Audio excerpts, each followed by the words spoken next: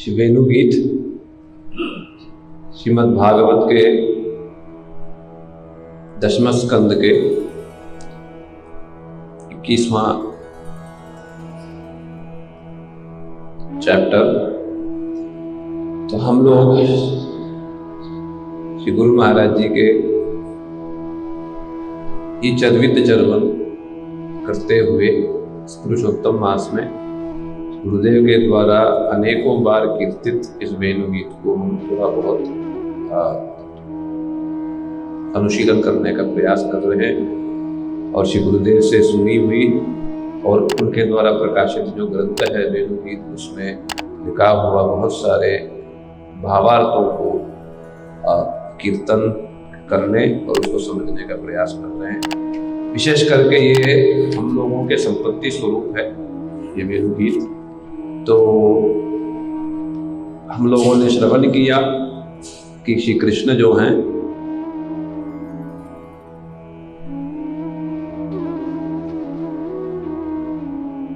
वे शरद काल में गोचारण के लिए वृंदावन में गए।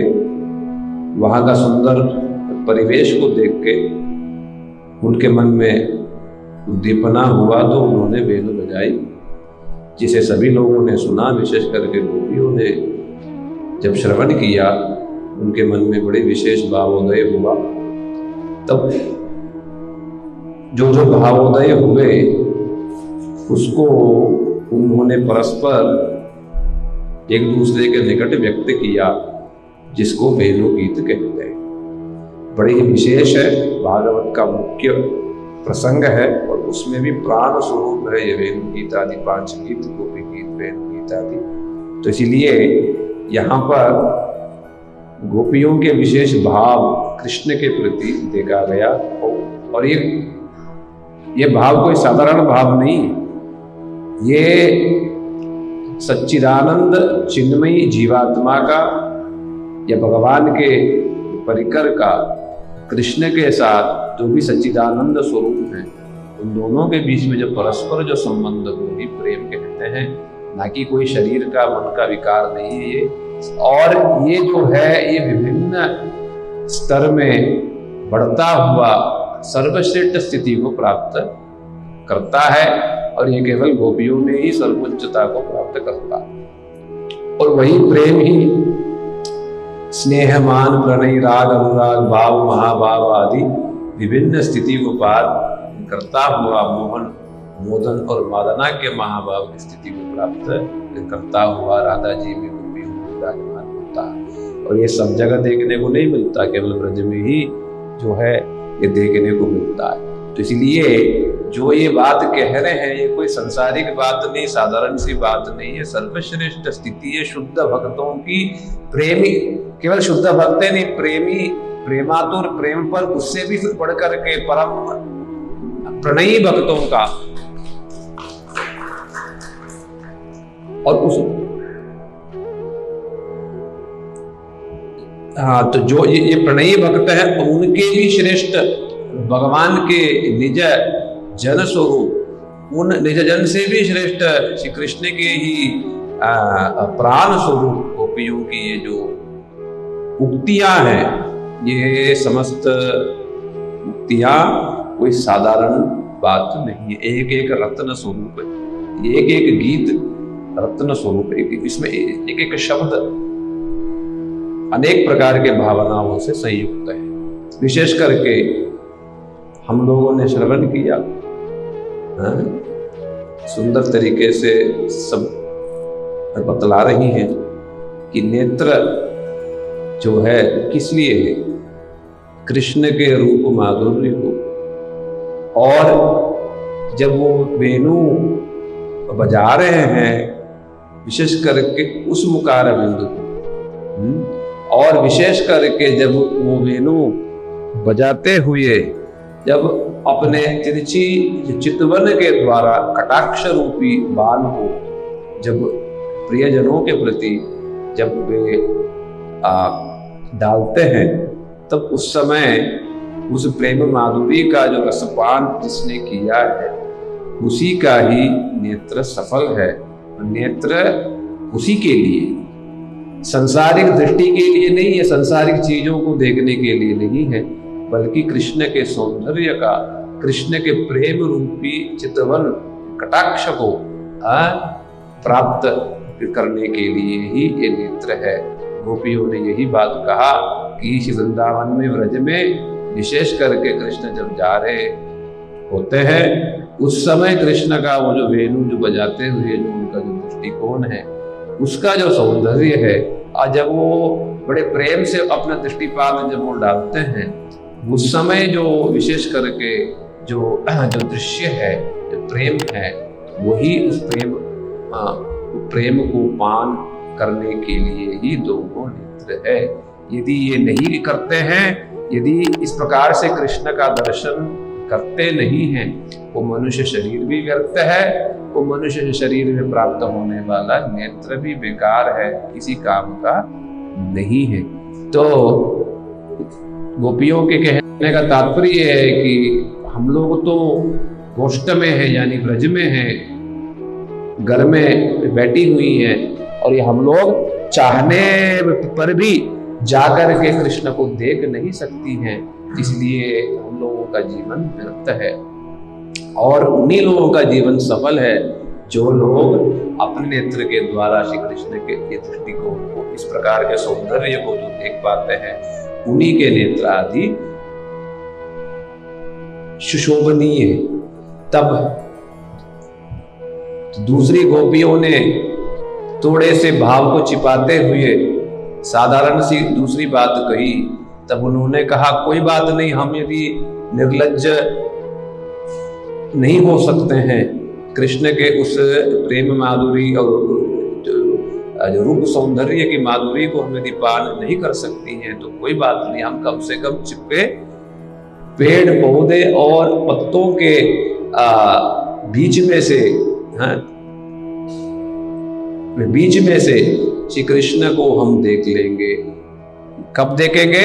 जब कृष्ण अपने सखाओं के साथ, वे बीचों बीच में, तो चारों तरफ से सखा है, बीच में श्री कृष्ण हैं, श्री बलदेव प्रभु भी हैं, और वे नृत्य कर रहे हैं, कभी वेणु बजा रहे हैं, कभी सुंदर तरीके से गा रहे हैं, और सखा लोग भी ताल ठोक करके कह रहे, आहा वाह वाह वाह, क्या आज गा रहे हैं, वाह क्या आज आपने सुनाया, आपने तो सप्तम स्वर तक तान खींच दिया। तब कृष्ण कहते थे, का मेरा जैसा कोई है? कोई भी नहीं है, ये गोपियां भी क्या जानती है, कुछ नहीं जानते, मेरे आगे ये कुछ भी नहीं। इस प्रकार से गर्व के साथ श्री कृष्ण जो ये वेणुगीत आदि जो गाया, वो जो दृश्य है, वो दृश्य को चलो वो हम जा करके देखते हैं। इस प्रकार से श्री कृष्ण के रूप जो सौंदर्य को देखने के लिए भले ही पेड़ के पत्तों के बीच में से देखना भी पड़े, उसके लिए भी प्रस्तुत है, किंतु वास्तव में ये क्या है, जो अपने भीतर के जो तरीके, जो भाव थोड़ा सा जब व्यक्त कर देती हैं भावोदय के कारण, कभी कभी उसको छिपाने के लिए बात को थोड़ा सा घुमा देती हैं और एक साधारण सी बात कहती है। तो ये वेणुगीत में लगभग वैसा ही हुआ, थोड़ा सा बोला, फिर उसको छिपाने के लिए दूसरी कुछ साधारण सी बात वहां पर उन्होंने कहे। तो यहाँ पर गोपियों ने यही बात कहा। फिर उसके बाद तीसरी गोपी में विशेष भावोदय हुआ, तो फिर वो जो अपने मनोगत भाव को थोड़ा सा फिर व्यक्त कर दिया। क्या बोला? ये हम लोगों के जितना ये जो संकट है, संकट क्या है कि घर में हम शांति से नहीं बैठ पा रहे।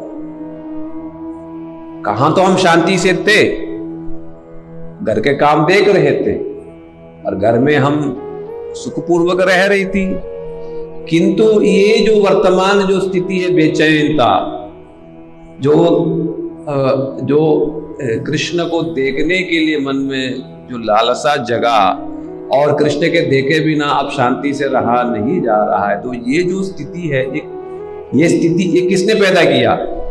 ये वेणु ने ही इस स्थिति को पैदा किया। तो सारे इस दोष का कारण किसका है? ये वेणु का। तो ये वेणु को क्या करो? छिपाओ। ये वेणु नहीं होता तो हम बिल्कुल शांति से रहते, हम अपने कामों में व्यस्त रहते, किंतु वेणु जो है शांति से हमें रहने नहीं देता है।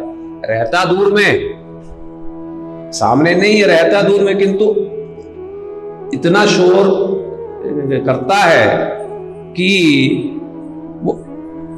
वेणु जो है अपने ध्वनि से हम लोगों के कान में प्रवेश करके मन में जो मन को वो संपूर्ण रूप से विचलित करा देता है कि उसके बाद हम कृष्ण के रूप माधुर्य के सौंदर्य को देखे बिना, सेवा किए बिना हम उसके बाद रह नहीं पाती है। तब वो पूछ रही है, ये वेणु ने ऐसा कौन सा इसने पुण्यजनक कार्य किया, मंगलजनक कार्य किया, जिससे कि पौधे का जन्म है, पेड़ पौधे का जन्म है। क्या बांस ही तो है, बांस है, और उस बांस में भी क्या है? न काट तो है, उस बांस की क्या विशेषता है? भीतर से खोखला, कुछ नहीं है भीतर से क्या है? खोखला, मतलब सार वस्तु कुछ नहीं है भीतर। फिर भी श्री कृष्ण ने उस वेणु को इतना मान दिया, मर्यादा दिया, इतना स्नेह दिया कि सीधा उस बांस को सीधा अपने मुकार बिंद में स्थान दे दिया, वो भी सब समय के लिए स्थान। ओ इस वेणु ने ऐसा कौन सा इसने तपस्या किया, ऐसा कौन सा इसने दान पुण्य किया? जरा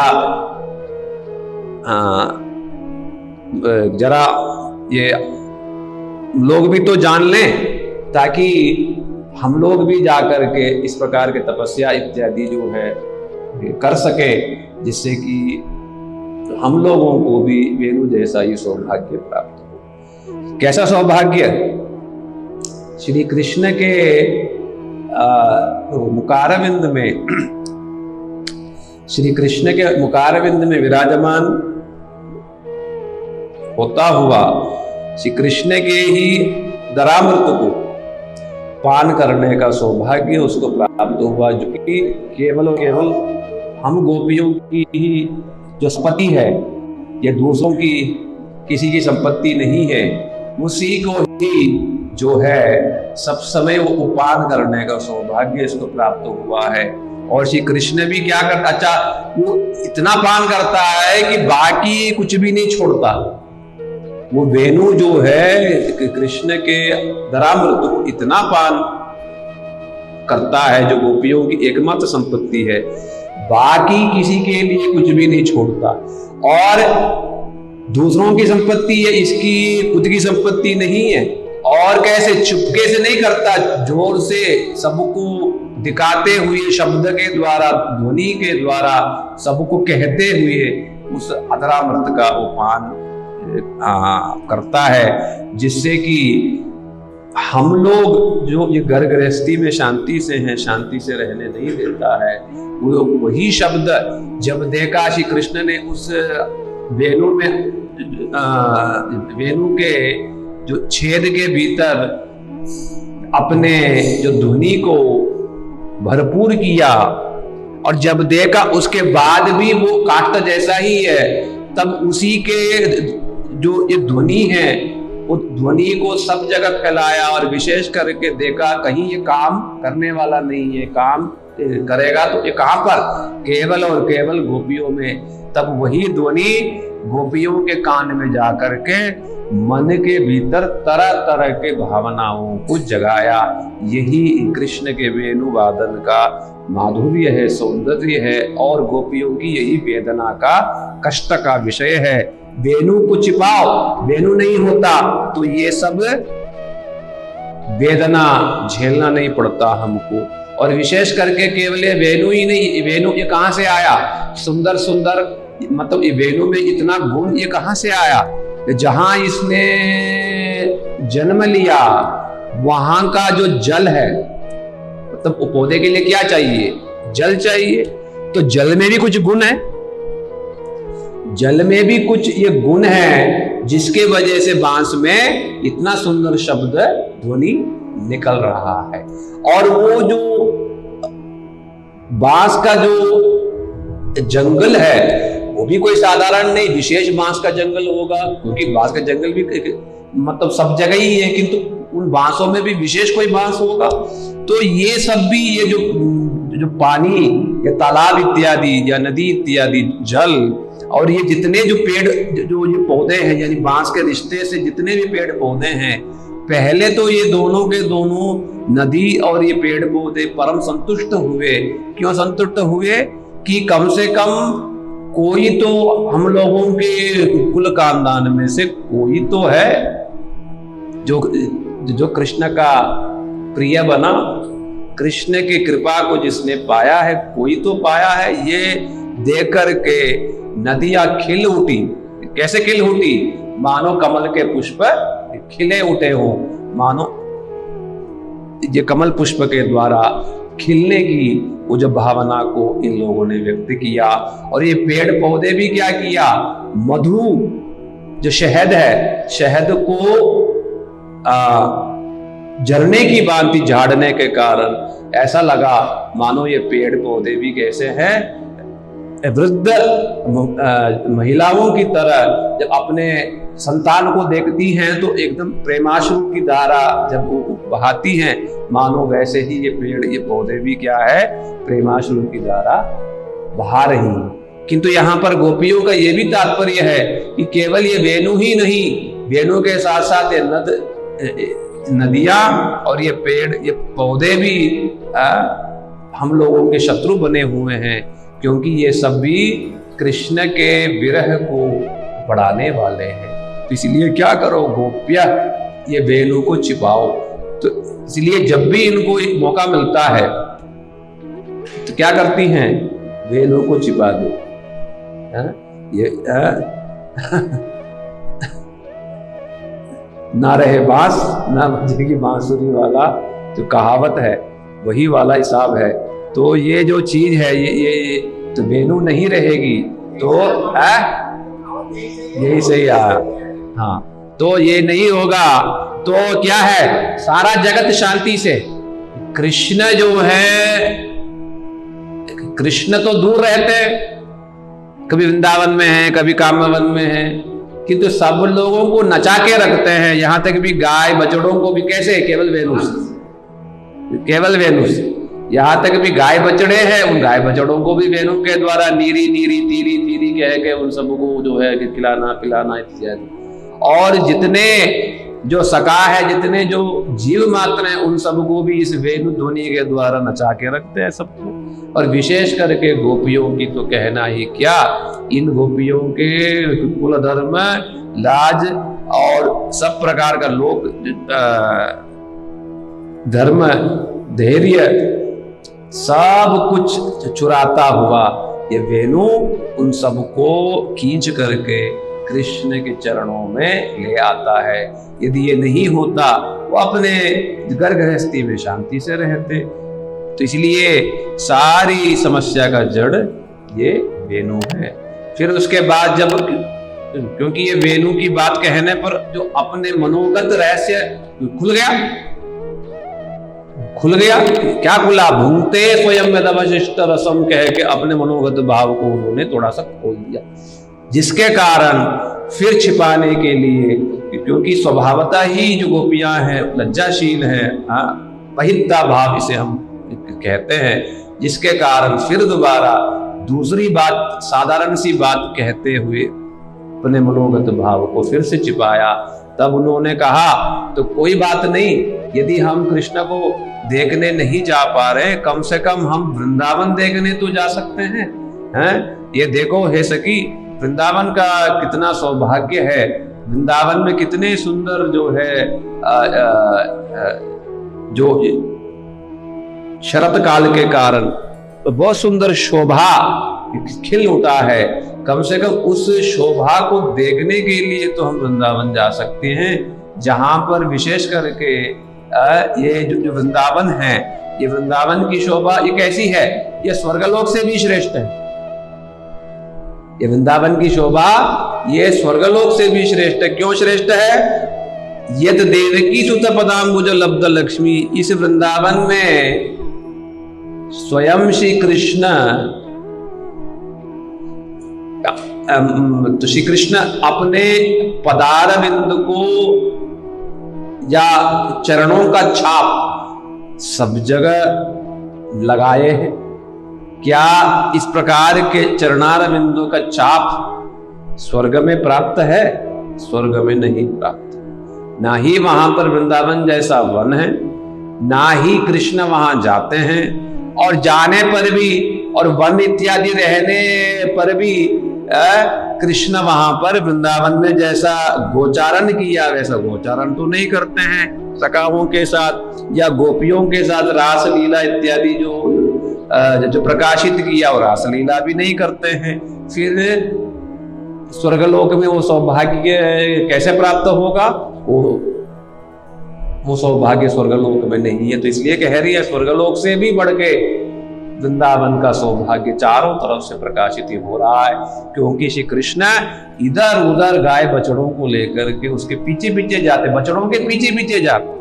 और बछड़े तो रास्ते जानते नहीं है, बछड़े रास्ते मतलब बछड़े रास्ते थोड़ी ना जानते ये सही है ये गलत रास्ता है। जहां उनको घास दिखा वही रास्ते में चल दिए। तो कृष्ण भी उन बछड़ों के पीछे पीछे चलते चलते कभी इधर कभी उधर झाड़ियों के बीच में सब जगह गए। इसलिए कृष्ण के चरणार बिंदुओं का छाप यानी ध्वज, वज्र, अंकुश और जो पताका इत्यादि चरणों के जो चिन्ह समूह हैं वो सब के सब चारों तरफ से वृंदावन में बिखरा हुआ है।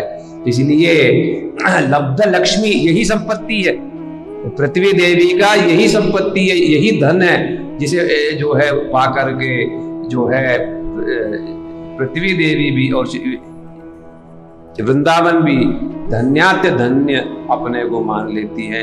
तो कम से कम हम कृष्ण को नहीं, कृष्ण के सौंदर्य से मंडित इस वृंदावन को तो देखने चले। तो क्या हर्ज, कोई तो रोकेगा नहीं हमको हैं? और फिर जब श्री वृंदावन को देखने जाते हैं तब श्री वृंदावन के पास ही श्री गिरिराज जी हैं, और वहां पर जो है गोपियां अपने भाव दृष्टि से, भाव की नेत्रों से देख रही हैं कि वहां पर जाकर के हम जो है श्री कृष्ण के वेणुवादन की महिमा को थोड़ा बहुत हम देख सकते हैं। क्या देख सकते हैं? वहां पर मयूरों का नित्य, मोर जितने हैं वो गिरिराज जी के तलहटी में श्री कृष्ण को देख करके, कृष्ण तो कैसे हैं? नवघन श्याम, नए बादल, मेघ बादल की भांति श्री कृष्ण।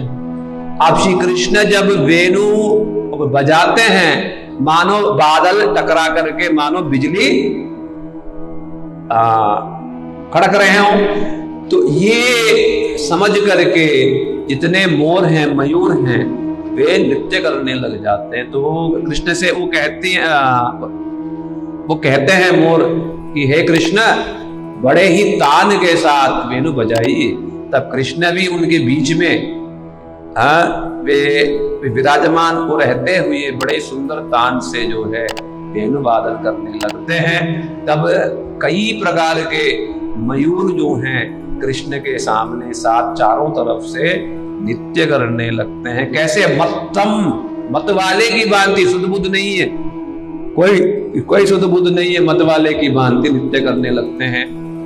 तो तब श्री कृष्ण का ये वेणुवादन और ये मयूरों के नृत्य को देख करके श्री गिरिराज जी के गुफाओं में, कंदराओं में जितने प्रकार के जो पशु पक्षी हैं, तो जितने प्रकार के जो पशु पक्षी हैं, कबूतर आदि और ये हिरने, नीलगाय, आजकल भी सुबह सुबह जाओगे, कभी सुबह सुबह 4 बजे 5 बजे वो सब देखने को मिलेंगे सुबह सुबह। हाँ, तो बहुत साल पहले देखने को मिला था। सुबह सुबह जब जाते हैं नीलगाय और हिरन आदि तो सुबह सुबह मिलते हैं सब। तो ये सब भी कृष्ण के वेणुवादन को देख के सुन के और ये मयूरों के नृत्य को देख करके बिल्कुल समस्त सत्व विगतान्य समस्त सत्व है सब प्रकार के अपनी चेष्टा को भूल गए।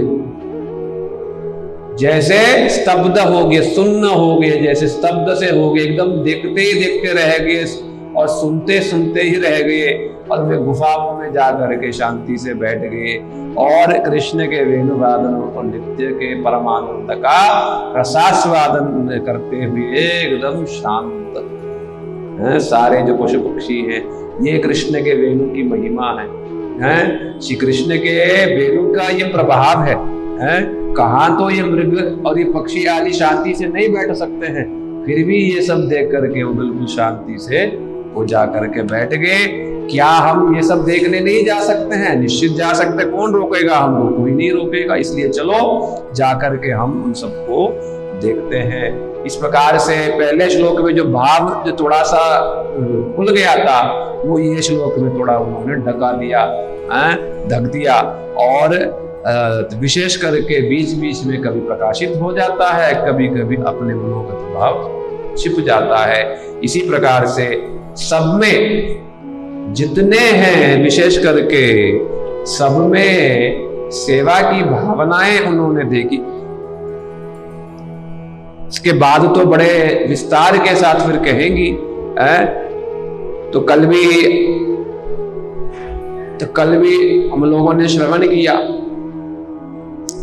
कि कैसी दृष्टिकोण है इनका।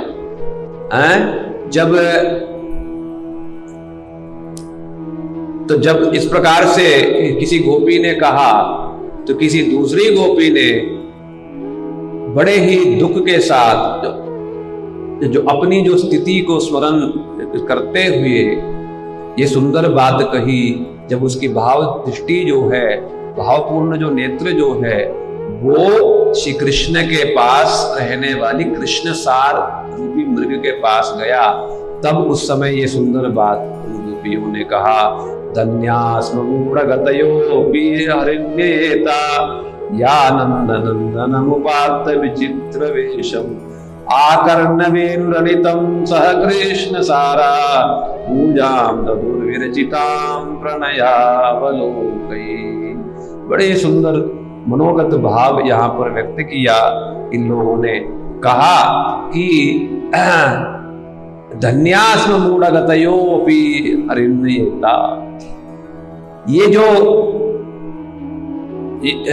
जो हिरनियां हैं वास्तव में देखा जाए तो ये धन्य है।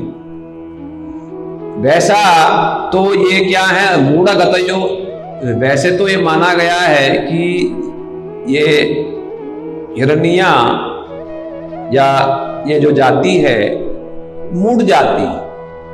क्यों मूढ़ है? क्योंकि इनको पकड़ना कोई बड़ी बात नहीं, केवल वेणु बजा लो। जो बहलिए लोग जब इनको पकड़ते हैं बड़ी मुश्किल नहीं इनको पकड़ना। ये क्या करते हैं, ये बहलिए लोग वेणु बजाते हैं, उस शब्द को सुनने मात्र से कानों से ये खो जाती है। मतलब ये सुध बुध मतलब खो बैठती हैं कि सही गलत का ज्ञान छोड़ देती है। उनको ये ज्ञान नहीं होता है कि ये बहेलिया है, ये पकड़ने के लिए गा रहा है, ये उनको ज्ञान नहीं होता। उस ध्वनि को सुनने मात्र से ही उसके पीछे पीछे पीछे पीछे पीछे वो पहुंच जाती हैं। और ये बहेलिए जो है बिना कष्ट के ही, बिना किसी भी प्रयास के ही इनको पकड़ के लेके चला जाता है। इसलिए मूढ़ गतयो अपि, ज्यादा बुद्धि नहीं है इनकी, फिर भी ये धन्य है। क्यों धन्य है? क्योंकि इन लोगों का सौभाग्य तो देखो। श्री कृष्ण जब श्री वृंदावन में बड़ी सुंदर यमुना जी के तट में या तालाब के पास जहां पर कमल के फूल आदि खिले हुए हैं और कदम्ब वृक्ष के नीचे जब श्री कृष्ण बड़े ही प्रेम भरी चितवन के द्वारा देखते हुए बड़े सुंदर रूप से वेणु बजाते हैं, तब उस समय उस वेणु ध्वनि को सुन करके वेणु रनितम आकर्ण्य, जब इस वेणु ध्वनि को जब ये हिरण समूह सुनते हैं, हिरणों में भी विशेष जाति है, उसमें भी कई प्रकार की जातियां, यहां पर विशेष जाति है, उसका नाम है कृष्ण सार। ठीक है, ये कृष्ण सार मृग है, नाम भी वैसा ही है, नाम भी मतलब इनकी जाति भी वही है और इनका नाम भी वही है। क्या नाम है? कृष्ण सार, अर्थात जिन्होंने कृष्ण को ही अपने जीवन का सार बनाया, कृष्ण सार। तो यही चीज वो देखो, पशु में भी वो गुण देख रही है, यही गोपी भाव, अर्थात स्वयं तो महाभाव की स्थिति में है, फिर भी क्या सोच रही है कि ये धन्य है,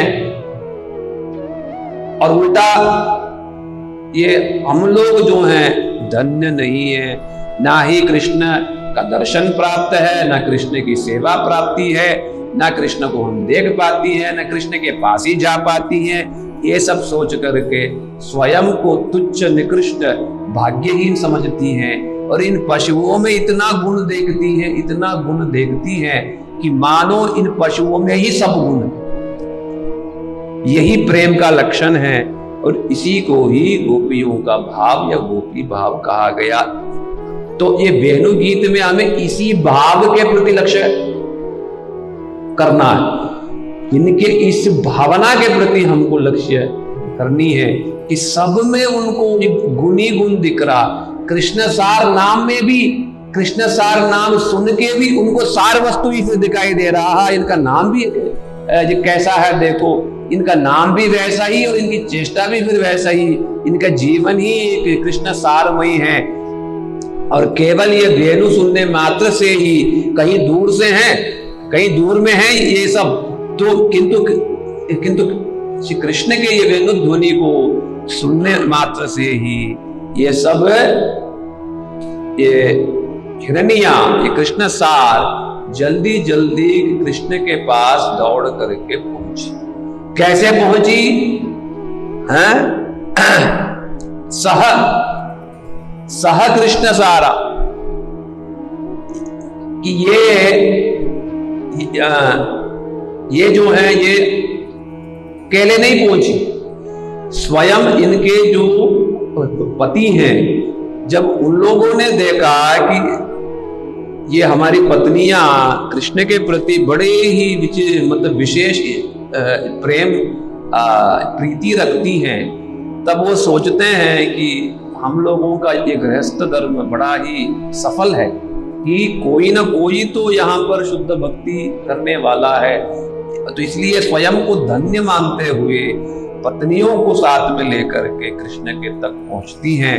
और जब पास में ये पहुंचे, तब ये जो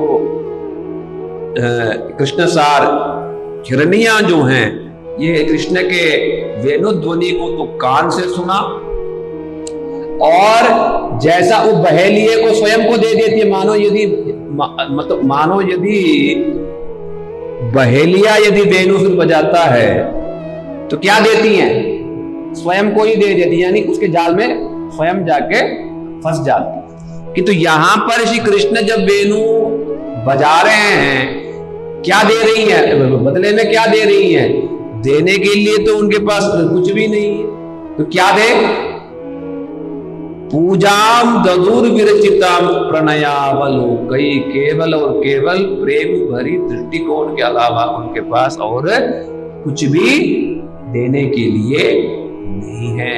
तो इसलिए बड़े प्रेम भरी दृष्टिकोण के साथ कृष्ण की तरफ देखते हुए उसी को ही पूजा की भांति कृष्ण को समर्पित किया कि इसके अलावा हमारे पास देने के लिए और कुछ भी नहीं। और कृष्ण भी क्या किया? उनके उस प्रेम भरी दृष्टिकोण को ही, पूजा को लेकर के इतने संतुष्ट हो गए कि मानो उन दोनों जो पति पत्नियों को और हिरणियों को विशेष करके उन्होंने अपना सर्वस्व सब कुछ उनको दे दिया।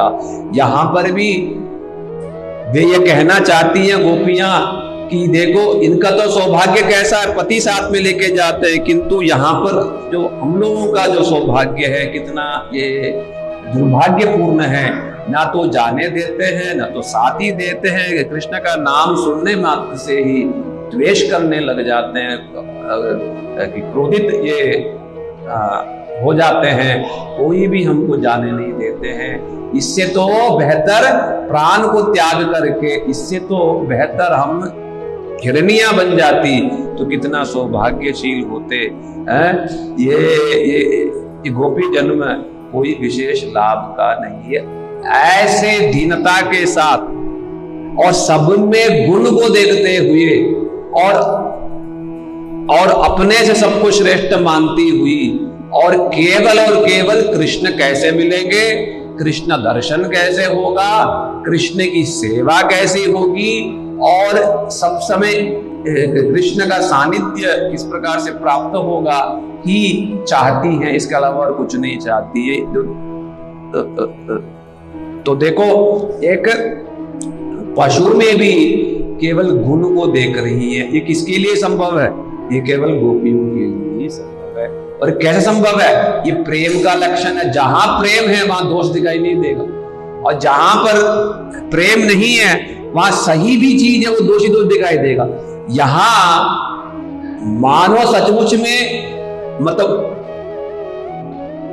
गुरु महाराज जी से ये सुनी हुई चाहिए, मानो सचमुच में मानो वैसा नहीं हो, मतलब एक बात के लिए फिर भी गोपियों की जो दृष्टिकोण है वो कैसा है? वो सब में वो गुणी गुण देखता है, सब में वो गुणी गुण देखता है। तो इसलिए मानो यदि इन्होंने साधारण रूप से भी देखा तो भी गोपियों ने यही देखा जो अपनी भाव दृष्टि से कि सचमुच में इन्होंने प्रेम से ही देखा। तो ये कहने का तात्पर्य यही है कि जहां पर प्रेम है वहां पर सब गुण ही गुण दिखाई देने लगेंगे। इसलिए हम लोगों को भी कि गुरु वैष्णवों के अनुगत्य में इसी प्रकार हमारी भक्ति को बढ़ाना है, प्रेम को बढ़ाना है, जिससे कि हम, अच्छा ये बढ़ेगा कैसे? जब सेवा की भावना बढ़ेगी तभी ये भक्ति बढ़ेगी।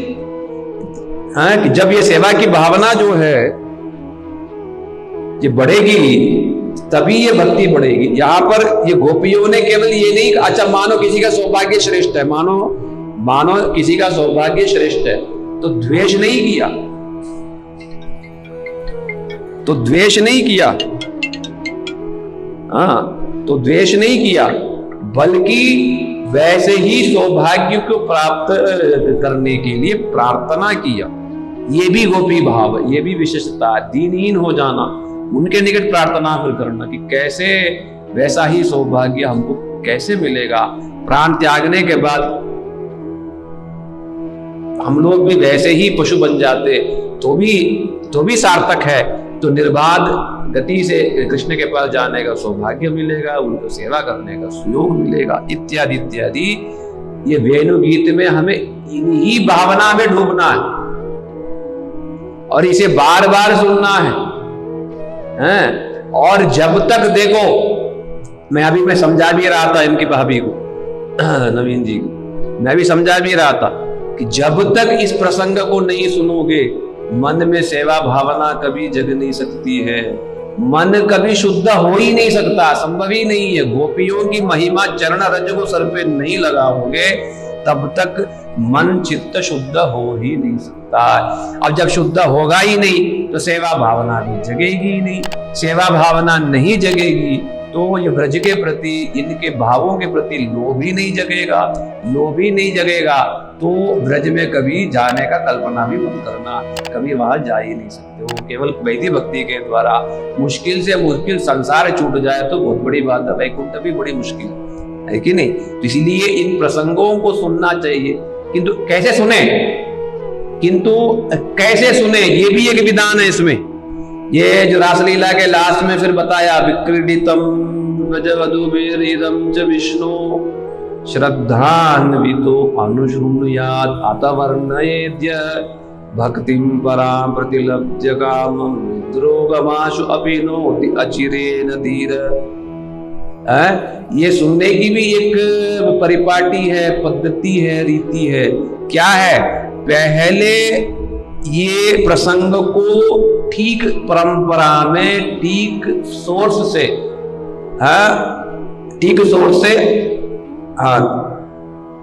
अनुशृणुयात्, निरंतर इसको सुनना पड़ेगा, सेवोन्मुखता के साथ, सेवा की भावना के साथ। तब सुनने के बाद क्या करना पड़ेगा?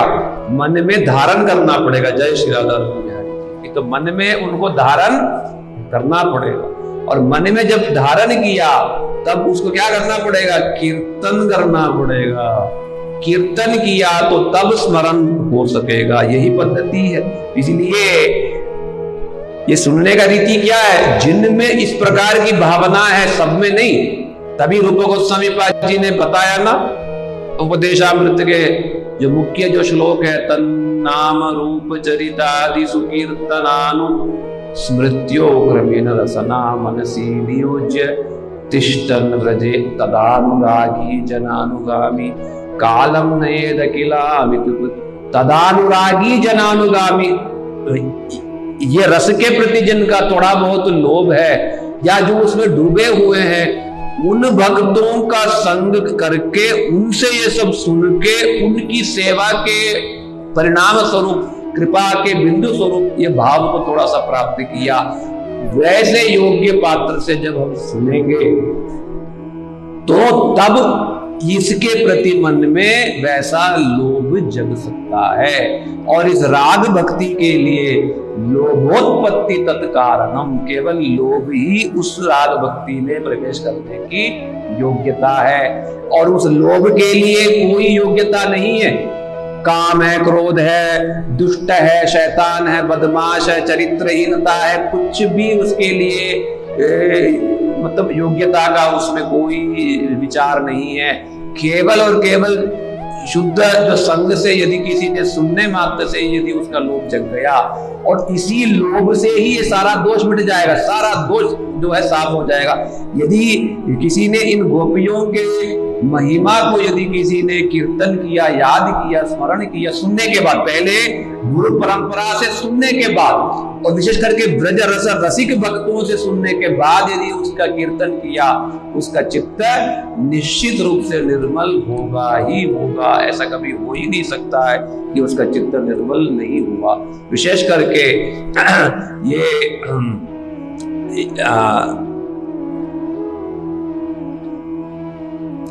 गुरु महाराज जी सब समय ये बात को कहते थे, क्योंकि प्रसंग जो है छिड़ा है, इसलिए मैं ये कहना चाहूंगा कि गुरु महाराज जी को भी ज्यादातर लोग नहीं समझ पाते थे। क्यों सब समय गोपी गोपी गोपी करे जा रहे। कि तो गुरुदेव कहते थे, देखो इस्कॉन के जितने सारे थे तो वो कहते थे, देखो तुम लोग कभी भी गोपियों की महिमा कीर्तन नहीं किया, इसलिए तुम लोगों का पतन हो जाता। और कृष्ण के सर्वश्रेष्ठ कृपा के पात्र भक्त कह लो, सर्वश्रेष्ठ कृपा के पात्र कह लो, कौन? गोपियां हैं। यदि कोई उन भक्त की महिमा नहीं गाएगा, वो टिक कैसे सकता? माया से वो बच कैसे सकता है? तो कभी भी संभव नहीं है। और दूसरी ओर गुरु महाराज कहते थे, मैं सब समय इन भक्तों की महिमा, गोपियों की महिमा गाने के कारण मैं कभी भी गिर नहीं सकता। मैं इसके लिए चैलेंज देता हूं। इसलिए कोई भी व्यक्ति इन गोपियों की महिमा का कीर्तन गाएगा, उसका कभी भी माया में पतन नहीं, उल्टा नहीं गा के ही माया का फिर पतन उस व्यक्ति का। यही इस बात का रहस्य है, यही इस परंपरा का रहस्य है। इसलिए जो लोग ब्रज रस जो रसिक है, वो दूसरा कोई और बात नहीं करते ही नहीं। सब समय वो राधे राधे राधे राधे राधे राधे राधे ही वो करते रहते हैं। कि जो साधारण लोग ये सब चीज नहीं समझ सकते हैं। तो विशेष करके जो व्यक्ति नहीं सुनेगा, वो कैसा है? वो ये उल्लू की भांति, जैसा सूर्य सामने है तो भी नेत्र फिर बंद करके बैठा हुआ, सूर्य को नहीं देखेगा, ठीक वैसे ही ये सब जो प्रसंग ये गौड़ियों का प्रसंग है, चैतन्य महाप्रभु के हम लोगों की संपत्ति है, मायावादियों की और वो रामानंदी वालों का संपत्ति नहीं है। उनका इसमें प्रवेश ही नहीं है, ना उनका रस है, ना उनका इन सब चीजों में क्या कहते हैं योग्यता है, अधिकार है। तो इसलिए विशेष करके इस गौड़ी संप्रदाय में जिन्होंने काम गायत्री आदि मंत्रों को जो जापते हैं उनकी ये संपत्ति है। वो कीर्तन नहीं करेंगे तो कौन करेगा? वो यदि इन सब प्रसंगों को बार बार सुनेंगे नहीं, सुनाएंगे नहीं, तो महाप्रभु के वो जो दिव्य दान उन्होंने जो दिया उसमें प्रतिष्ठित कैसे हो सकता है? कल्पना थोड़ी ना है। निरंतर सुनना पड़ेगा, इस भावना के लिए रोना पड़ेगा कि गुरु के निकट और गुरु और वैष्णवों की मतलब रगड़ करके सेवा करनी होगी। और जिस समय गुरु वैष्णव थोड़ा सा प्रसन्न हो गए, समझो इस राज्य में प्रवेश वो स्वतः ही हमको दिला देंगे। बुद्धिपूर्वक इस राज्य में प्रवेश नहीं हो सकता है। गोपियों जैसे झुकना पड़ेगा, दीनता पूर्वक घुटने टेकने होंगे और बार बार रोने होंगे कि मैं योग्य नहीं हूं, मुझे कैसे इसमें प्रवेश मिलेगा, मुझे इसके अलावा दूसरे किसी भी चीज में मुझे रुचि नहीं है, मुझे दूसरा कोई नहीं चाहिए, मुझे केवल और केवल यही चीज चाहिए। ऐसे बार बार कहने पर ही श्री गुरु वैष्णव हमको इसमें प्रवेश अधिकार दे सकते हैं।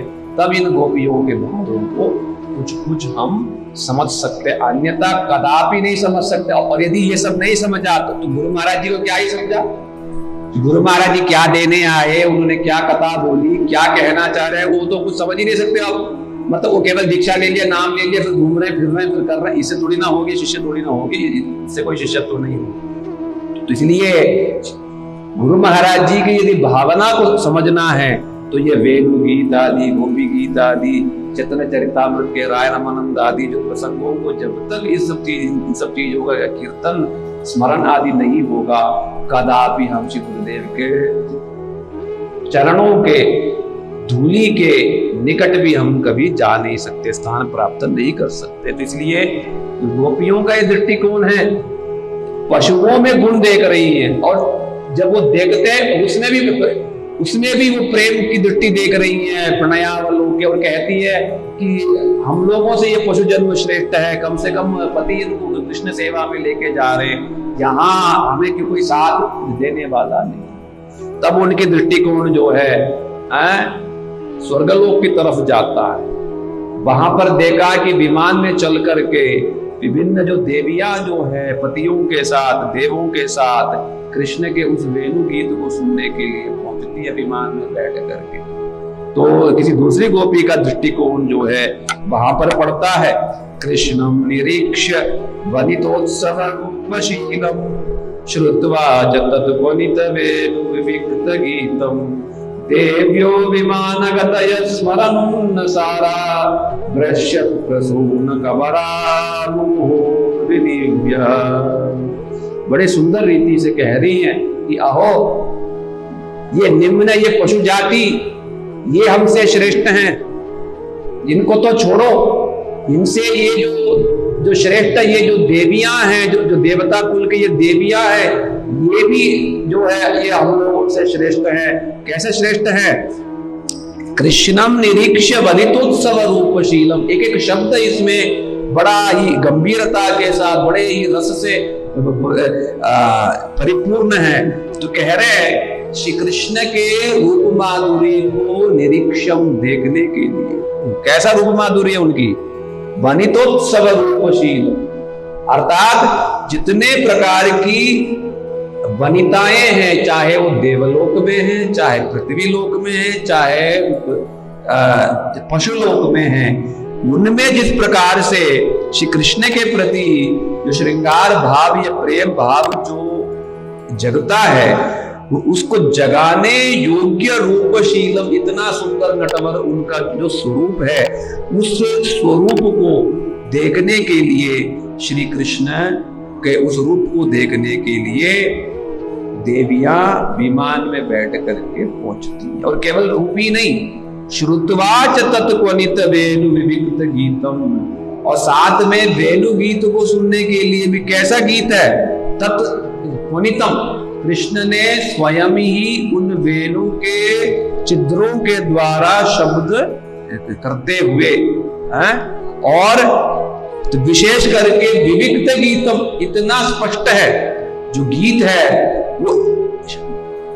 वो बिल्कुल स्पष्ट शब्दों में कृष्ण ने बजाया, तो दूर दूर रहने वाली देव कन्याएं भी वो गीत को सुंदर रीति से सुन पाती हैं। तो उस वेणु ध्वनि को सुन करके उससे मोहित हो गई, और कृष्ण के जो वेणु जो बजाते हुए वृंदावन के सौंदर्य में कृष्ण का वो जो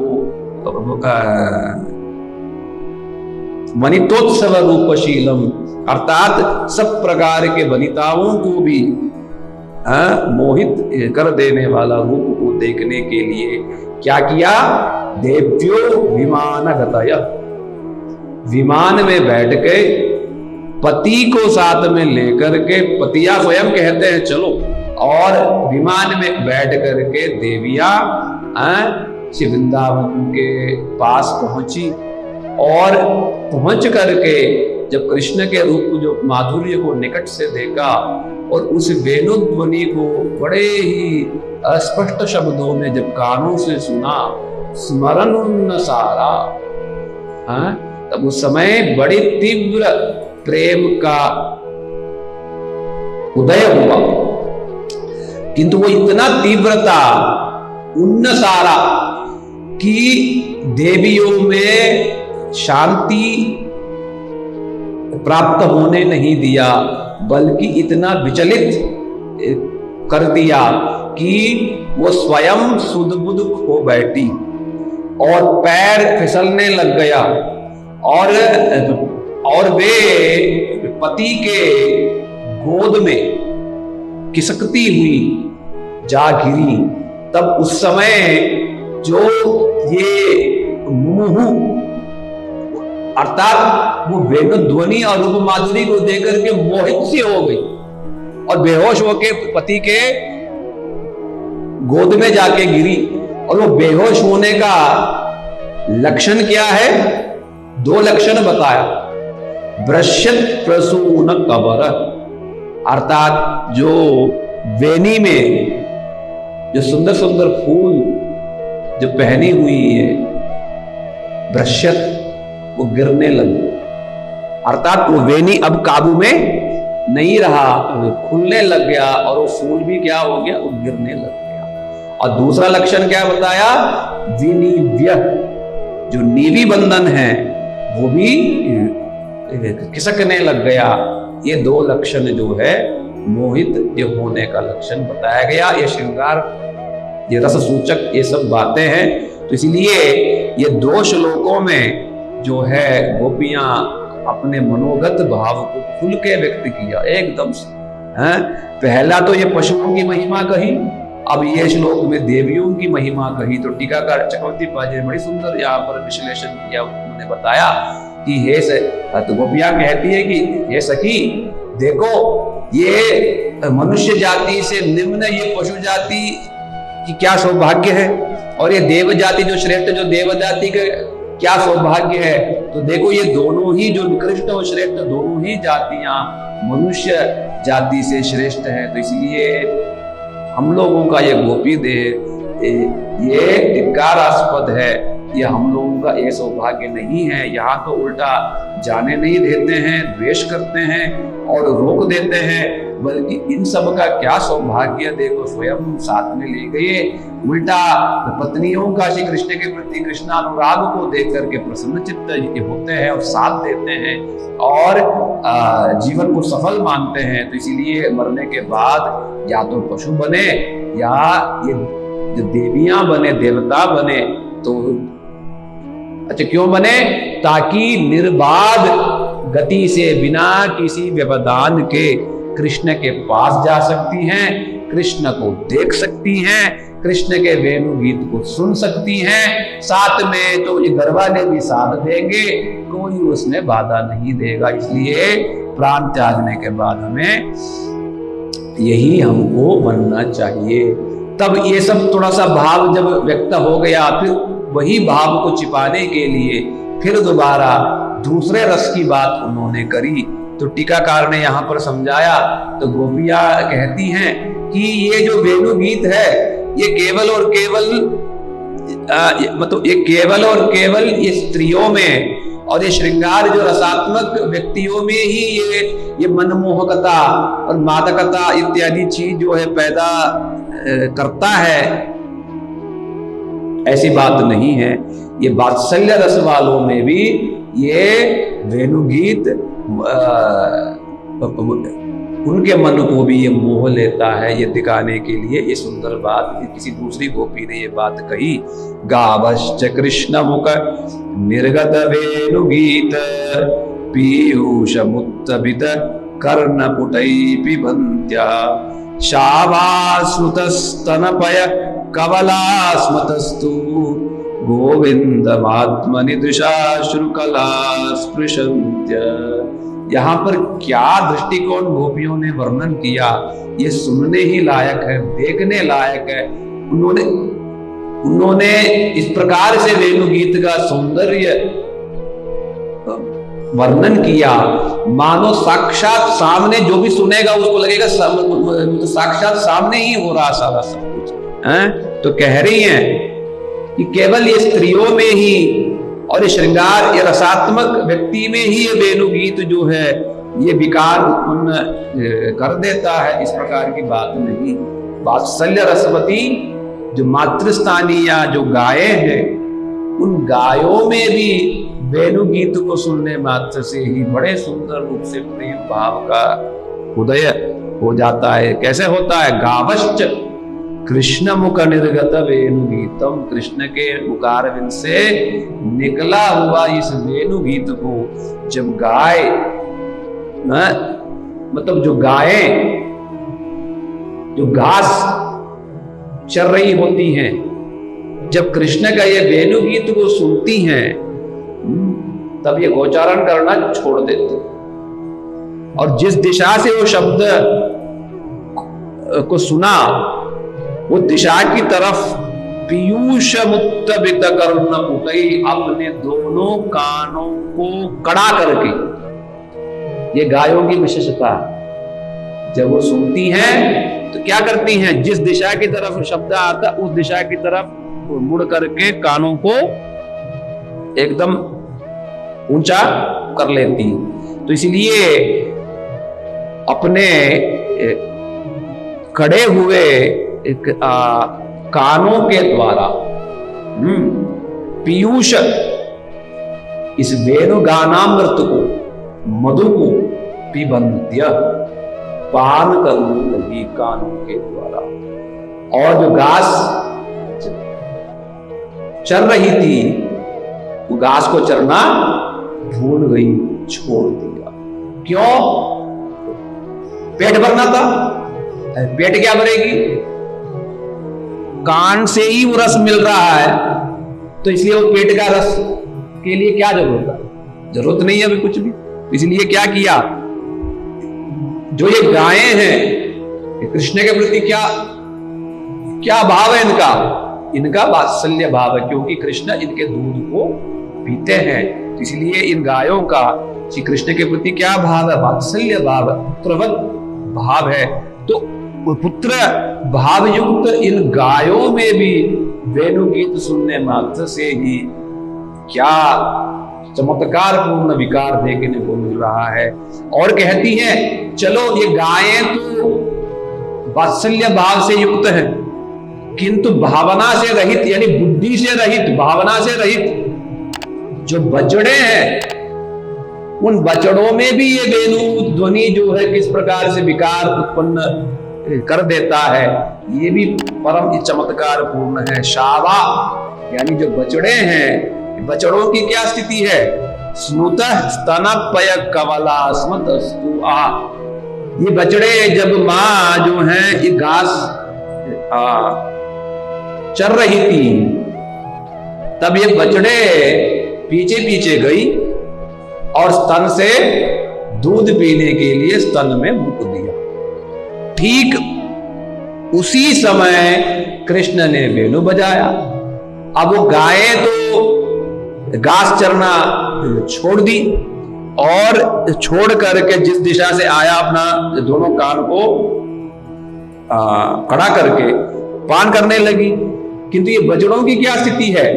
बछड़े भी इस वेणु ध्वनि को सुन करके जिस दिशा की तरफ से वो वेणु ध्वनि सुनने को मिला, उस दिशा की तरफ देखती हुई मुग्ध हो गई। किंतु मुख तो कहां दिया हुआ? स्तन में दिया हुआ है। अब थोड़ा सा दूध स्तन से निकाल ही लिया, किंतु वो जो दूध है कबला, वो ग्रास की भांति वो मुंह में ही रह गया, तो मुंह में ही रह गया। थोड़ा सा दूध वो गिर भी रहा है, किंतु भीतर ना निकल सकी, ना बाहर उस दूध को थूक सकी। तस्तु मतलब स्तब्धीभूत होकर के खड़े रह गई। क्या बछड़े की ये स्थिति, जिनका अभी बुद्धि नहीं है, वात्सल्य भाव नहीं है, कुछ नहीं है, अभी कुछ भी नहीं, बुद्धिहीन जीव की ये गति वेणु गीत को सुन करके गोविंदमात्मनि दिशाश्रु कलास विशंत्य। तब दोनों ही गाय, विशेष करके गाय ने क्या किया? कानों से तो सुना और नेत्रों के द्वारा गोविंद आत्मनि, नेत्रों के द्वारा श्री कृष्ण को भीतर ले गई और भीतर ले जाकर के दिशाश्रु कला रोते हुए नेत्रों से ये आंसुओं की धारा बहाती हुई कृष्ण को गोद में लिया, क्योंकि वात्सल्य स्नेह है ना, इसलिए उनको गोद में लेते हुए स्पृशन्त्य, उनको गोद में उनको गले लगाया और रोते हुए उनका स्नान कराया। तो इस प्रकार से गायों ने कान से पिया और नेत्रों से श्री कृष्ण को क्या किया? भीतर ले जाकर के अपने गोद में बिठाया और प्रेमाश्रु से उनको स्नान कराया। जैसे एक माँ पुत्र को अपने स्नेह से बरसाती है, वैसे ही। और बुद्धिहीन बछड़ों की क्या गति है? बछड़े जो स्तन से दूध पीने के लिए मुंह दिया ही हुआ था, जैसे सुनने मात्र से ही अब क्या करें, स्तब्ध हो गई। अब वो मुंह वहां का वहां रह गया, मुंह में जो दूध है वो भी वैसे का वैसे ही रह गया, ना भीतर गया ना बाहर गया, और बस उस वेणु गीत को सुनते सुनते ही स्तब्धीभूत होकर के रह गई, शुद्ध बुद्ध हो गई। ऐसा वेणु गीत की महिमा है। केवल स्त्रियां ही नहीं, केवल पशु ही नहीं, केवल देवियां ही नहीं, केवल जड़, ये केवल ये पेड़ पौधे ही नहीं, बल्कि सभी प्राणियों में सब प्रकार से ही ये मतवाला कर देता है ये वेणु गीत। मैं टीकाओं में ज्यादा विस्तार से नहीं जा रहा हूं क्योंकि समय संक्षेप है, किंतु टीका में जो भावनाएं हैं उनको लेकर के और श्री गुरु महाराज जी ने जो ये वेणु गीत जो ये ग्रंथ में उन्होंने जो प्रकाशित किया, विशेष करके वो कई कतारों का संग्रह है। विशेष करके कई बार, अनेकों बार गुरुदेव ने वेणु गीत का कीर्तन किया मथुरा में। उन सब कतारों का ही संकलन स्वरूप है। तो वहां पर भी चक्रवर्ती पाद जी की ही टीका की व्याख्या है, और यहाँ पर भी वही जो टीकाएं ही हैं, सब जगह का सार लेकर के हम जो सार बात को सुनते हुए जा रहे हैं। फिर कभी सुयोग मिलेगा तब विस्तार के साथ टीकाओं में घुस करके हम प्रत्येक शब्द का जो तात्पर्य हम सुन सकते हैं। किंतु तो पहले कम से कम एक सार रूप में तो सारी बात एक बार सुन लें, फिर धीरे धीरे हम प्रवेश करने का प्रयास करेंगे। देखो भागवतम, और 5 दिन में हम तो केवल वेणु गीत को छू भी नहीं पाए, जबकि इसमें टीकाएं हैं, इसमें एक नहीं 3-3 टीकाएं हैं। तो कितना समय लगेगा? जीवन, तो पूरा जीवन भी दे दोगे, भागवत समाप्त नहीं हो सकता। और इसमें इतना विषय वस्तु है, इतनी इसमें बातें हैं, तो इसलिए सब नहीं तो कम से कम मुख्य प्रसंग, कौन सा मुख्य प्रसंग है? जो श्री गुरुदेव को पसंद था, जो गुरुदेव हमको, तो जो वो चाहते थे कि हम सुने, हम समझे और हम इस ब्रजभाव के प्रति मन में लोभ जगे, उन प्रसंगों को तो हम कम से कम बार बार सुने, तो जीवन हमारा सार्थक है। यही गुरु की सेवा और यही इस परंपरा की सेवा। और गुरुदेव बार बार कहते थे इस परंपरा में केवल वैदिक भक्ति देने के लिए नहीं आए, नाम करो संकीर्तन करो ना, ये सब करने के लिए नहीं आए, इस भावना को देने के लिए, ब्रज भक्ति के भाव को देने के लिए ही इस संप्रदाय की विशेषता है। हाँ, इसके लिए योग्य लोग नहीं होने के कारण फिर साधारण सी बात कही जाती है, भाई जुड़ जाओ, नाम करो, एकादशी करो, ऐसा करो ऐसा, किंतु विशेष रूप से यदि कोई योग्य है उनके लिए ये सब बातें हैं। इसी के लिए ही हम इस संप्रदाय में, नहीं तो फिर रामानंद में भी आप जाकर ले लो, फिर क्या फर्क पड़ता है कि नहीं? कहीं से भी ले लो, लोगों को समझ नहीं है, ज्यादातर लोगों को तो कुछ पता ही नहीं है, ना ही समझ है यहाँ क्या मिल रहा है वो पता ही नहीं है। ये जो संपत्ति है, ये संपत्ति कहीं मिलेगा? त्रिभुवन में क्या वैकुंठ में भी जाओगे संपत्ति नहीं मिलने का? चक्रवर्ती पाद जी ने जो खोल के जो टीकाएं व्याख्याएं लिखी, और श्री गुरु महाराज जी ने वर्तमान समय में इतना इसका जो कीर्तन महिमा मंडित किया है, इस प्रकार से तो वर्तमान समय में तो किसी ने नहीं किया, और उल्टा सभी ने मना ही किया, मत सुनो मत सुनो। मैं अभी समझा रहा था, मत सुनो का मतलब ये नहीं कि मत सुनो, तुम बड़े होकर के जरूर सुनो, किंतु हम सब समय छोटे थोड़ी ना रहेंगे, कभी ना कभी तो बड़े भी होंगे।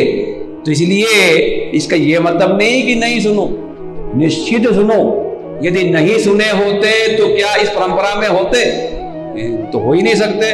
तो फिर क्या केवल नाम संकीर्तन के लिए तो थोड़ी ना आए कि भाई हरे कृष्णा करते रहो।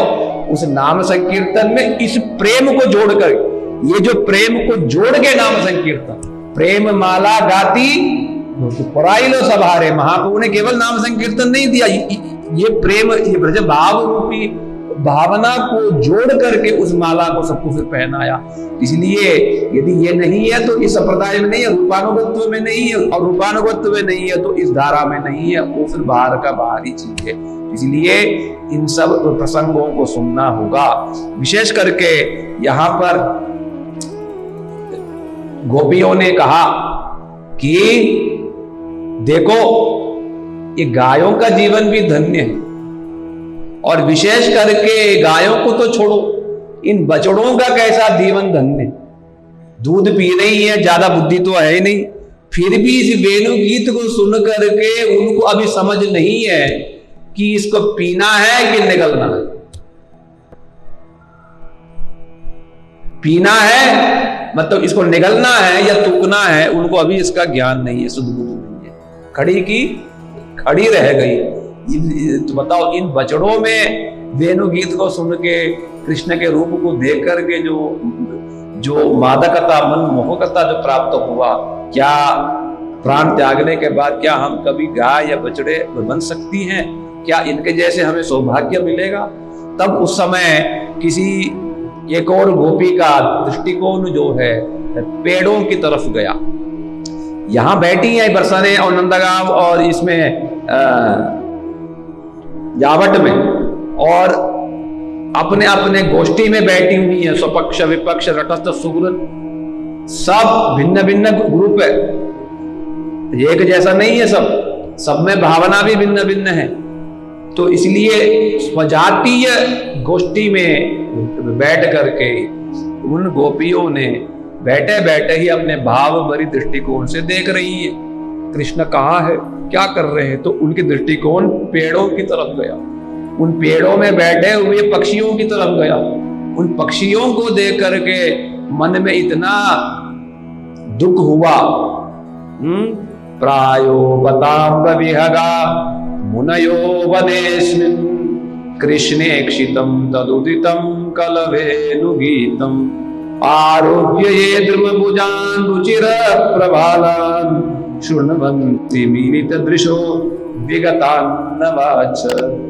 तब कहने लगी अत्यंत खेद के साथ, प्रायो बत अम्ब, री मैयारी, ये पक्षियों को तो देखो, बता, अरे कितना दुर्भाग्य है हम लोगों का, और इन पक्षियों का कितना सौभाग्य है। देखो इन पक्षियों की क्या स्थिति है, हैं?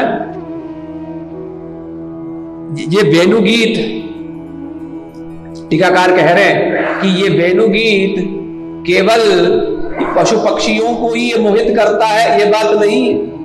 मानो यदि कहें ये सब ये गाय बछड़े इत्यादि तो मतलब विषयी लोग हैं, अतः संसार के विषय को ग्रहण करते हैं, तो शब्द ध्वनि को सुना तो मोहित हो गए, इसमें कौन सी बड़ी बात है। तब गोपियां कहती है नहीं, बड़े बड़े ऋषि मुनिगण जो बड़े ये आत्माराम है, जिनको कोई लेना देना नहीं है, वैसे ऋषि मुनि जनों के मन को भी ये वेणुगीत मोहित कर लेता है। यह कहने के लिए इन पक्षियों की तरफ देख रही हैं और कह रही है, री मैयारी, कभी कभी सखी को, टीकाकार कह रहे, कभी कभी सखी को जोश में, प्रेमावेश में अरे मैयारी कह के कभी कभी वो संबोधन कर देती हैं।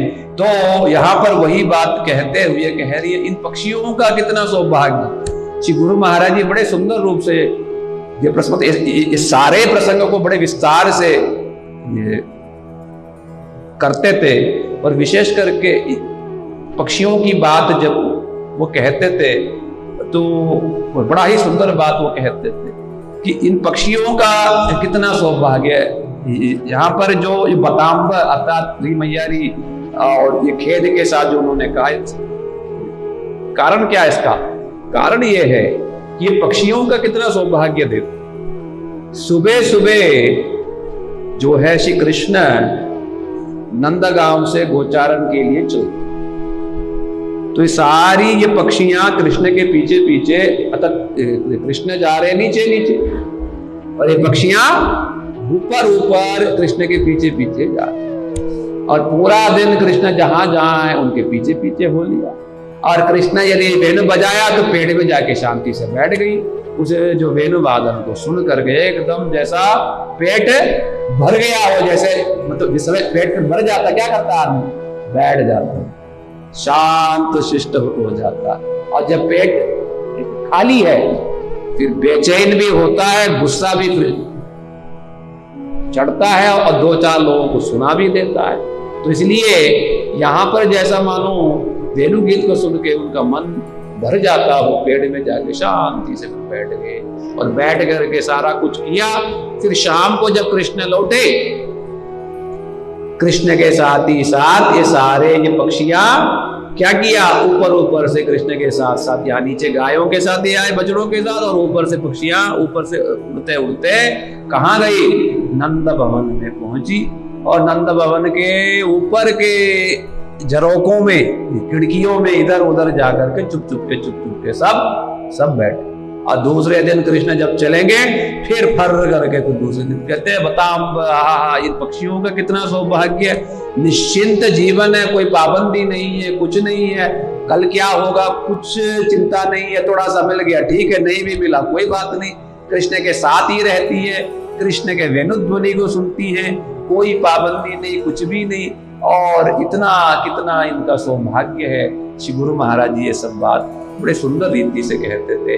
और विशेष करके यहाँ पर कहती हैं ये जो पक्षियां हैं, लगता है ये पक्षियां मुनियां हैं, ये मुनि है। अच्छा क्यों ऐसी कह रही हो?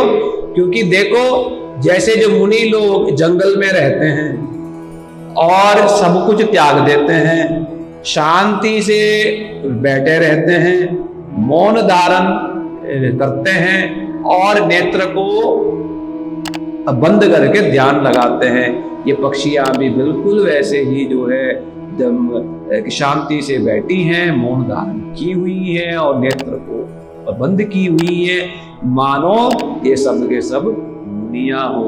ये कह ये देखती हुई कह रही है प्रायो, यानी लगभग सारे के सारे लगता है मुनि है। और ये सब क्या कर रहे हैं कि पक्षी का रूप धारण करके इस वन में रह रहे हैं और क्या कर रहे? कृष्णेक्षितम तदुदितम कलवेनु गीतम, और पेड़ों की डालियों में बैठ के कृष्ण के द्वारा बजाए जाने वाला वेणु गीत को सुन रहे हैं। तदुदितम, कृष्ण के द्वारा ही बजाया गया। टीकाकार यहाँ पर एक एक शब्द की बड़ी सुंदर व्याख्या दी चक्रवर्ती पाद जी ने। उन्होंने कहा क्योंकि ये मुनिया हैं और ये मुनिया कोई नए मुनि नहीं, ये प्राचीन मुनिया हैं, इसलिए इन्होंने भी समय देखा अपना, और शिव, रुद्र, नारद आदि बड़े बड़े संगीतकारों को भी देखा है। उन सब के द्वारा रचना की गई संगीत शास्त्र को भी देखे हैं, तो सब सुन रखे हैं, उन्होंने सब सुन रखा है। तो भी यहाँ पर ये पेड़ की डालियों में बैठ के जो सुन रहे हैं, क्यों? तदुदितम, ये जो सुन रहे हैं ये पहले कभी नहीं सुना, ये केवल और केवल कृष्ण से ही सबसे पहले प्रकट हुआ है, और कृष्ण ही इसके रचयिता हैं, दूसरा इसके कोई भी रचयिता नहीं है। पहले कभी इसके बारे में उन लोगों ने कभी भी श्रवण नहीं किया। ये जान करके तो ये जो पक्षियों ने क्या किया, कृष्णेक्षितम, कृष्ण को देखती हुई भी, और श्री कृष्ण के इस वेणु गीत जो पहले कभी नहीं सुना उसको सुनती हुई, कैसा सुना? आरुह्य ये द्रुमभुजान रुचिर प्रवाला, कैसे सुना? वहां पर भी विचित्रता है। पेड़ों में तो जाकर के बैठ गई, किंतु कैसे बैठी? बड़ी बड़ी पेड़ों की डालियों में, शाखाओं में जाके बैठ। कौन सी शाखाओं में? किस प्रकार की? जिसमें रुचिर प्रवालान, तरह तरह के पत्ते हैं, उन पत्तों के बीच में जाकर के छिप करके, ताकि कोई दूसरे ना देखे, कोई विक्षेप ना हो, कोई बाधा ना हो, सोच करके उन नवजात नए नए पल्लवों के बीच में जाकर के बैठ के, डालियों में बैठ के शांति से कानों के द्वारा कृष्ण के वेणु ध्वनि को, नेत्रों के द्वारा कृष्ण के रूप माधुरी इत्यादि को जो है श्रृण्वन्ती, सुनने लगी हैं। और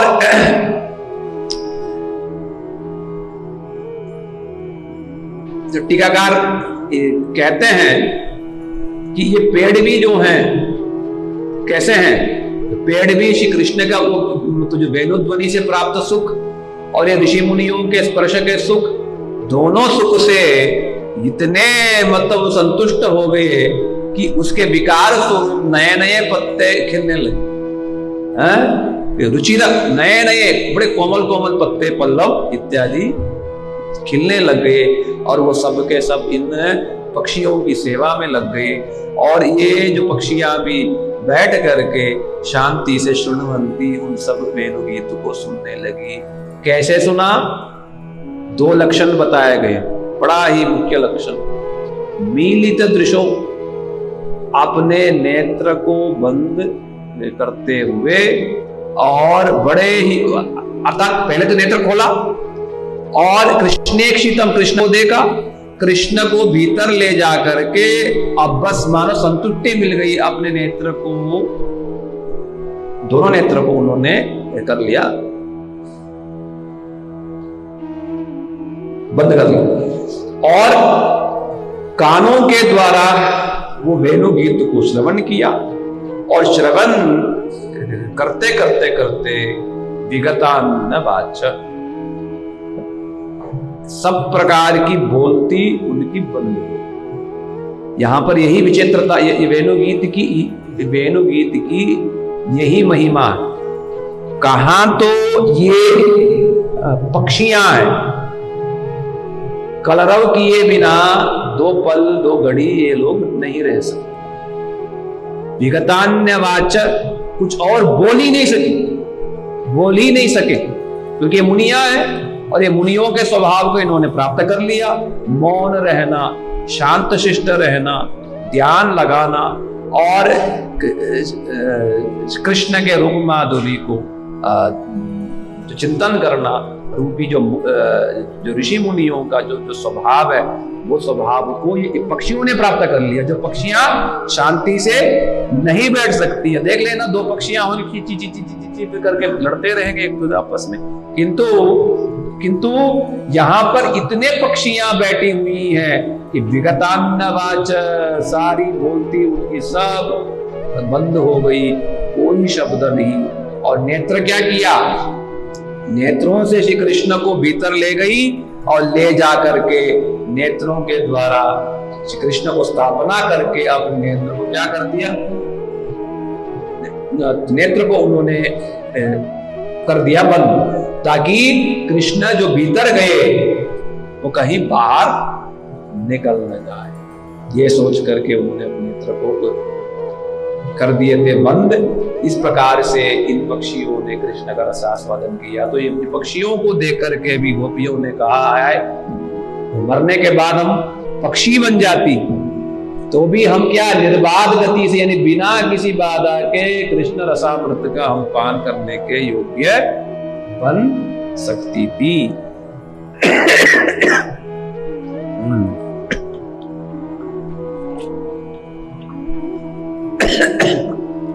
नद्यस्तदा तदुपदार्य कुंद गीतम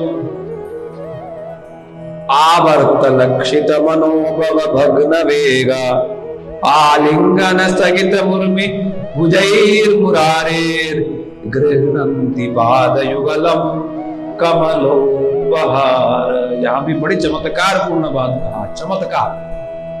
और विशेष करके यहां पर कहा है कि पेड़, पशु, पक्षी, देवता और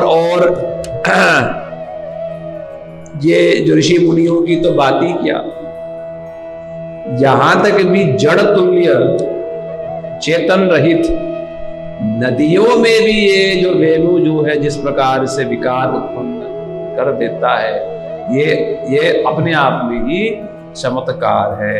विशेष करके यहाँ पर नदी को स्त्री तो माना ही गया है, और तो श्रृंगार रसात्मक यहाँ कुछ बातें कही गई हैं। फिर जो अपने मनोगत भाव को उन्होंने खोल के बता दिया, मतलब कुछ बताया फिर ढक दिया, कुछ बताया फिर ढक दिया, कुछ बताया फिर ढक दिया।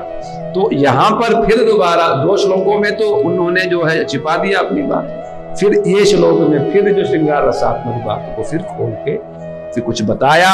तो विशेष करके उन्होंने ये बोला कि नद्यस्तदा तदुपदार्य मुकुंद गीतम, ये वेणु ध्वनि को सुन करके ये नदियों की क्या दशा है देखने तो ये मतलब ये चेतन रहित जड़ है, फिर भी नदी होने के कारण, स्त्री भाव को प्राप्त होने के कारण इनमें भी श्री कृष्ण के रूप और वेणु गीत को सुन करके किस प्रकार से मन में विकार ये उत्पन्न हुआ, ये अपने आप में ही चमत्कार।